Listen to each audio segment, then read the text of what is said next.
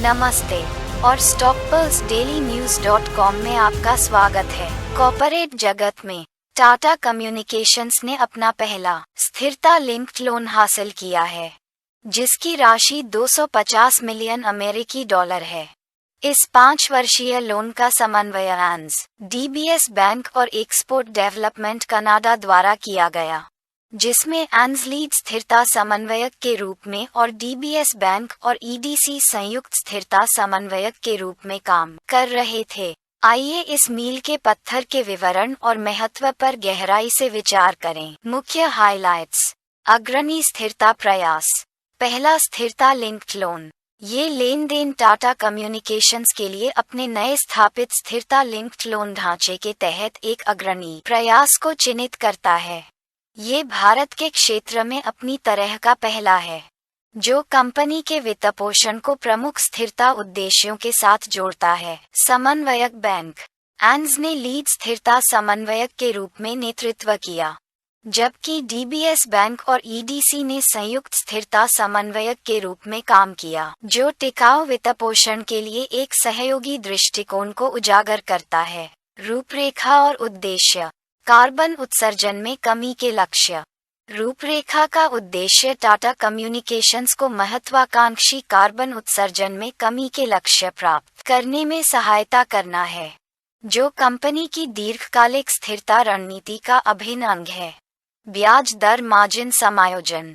इस ऋण के ब्याज दर मार्जिन को टाटा कम्युनिकेशंस द्वारा अपने कार्बन उत्सर्जन में कमी के लक्ष्यों की दिशा में की गई प्रगति के आधार पर समायोजित किया जाएगा।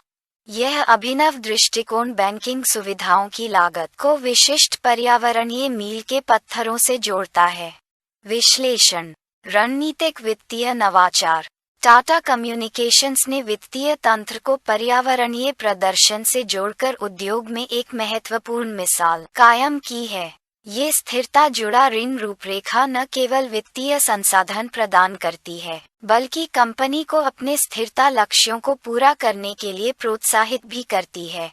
ऐसा करके टाटा कम्युनिकेशंस अपनी मुख्य वित्तीय रणनीतियों में स्थिरता को एकीकृत कर रहा है, जो पर्यावरणीय प्रबंधन के प्रति गहरी प्रतिबद्धता को दर्शाता है। दीर्घकालिक संधारणीयता लक्ष्य।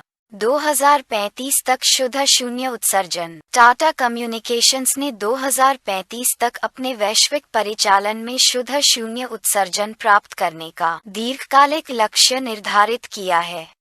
संधारणीयता से जुड़े इस ऋण को प्राप्त करना इस महत्वाकांक्षा की दिशा में एक महत्वपूर्ण कदम है, जो पर्यावरणीय प्रभाव को कम करने के लिए कंपनी के सक्रिय उपायों को प्रदर्शित करता है। उद्योग नेतृत्व। ये कदम टाटा कम्युनिकेशंस को दूरसंचार क्षेत्र में संधारणीय व्यावसायिक प्रथाओं के मामले में सबसे आगे रखता है। ये संधारणीयता में पर्याप्त प्रगति को आगे बढ़ाने के लिए वित्तीय नवाचार की क्षमता को प्रदर्शित करता है। निष्कर्ष।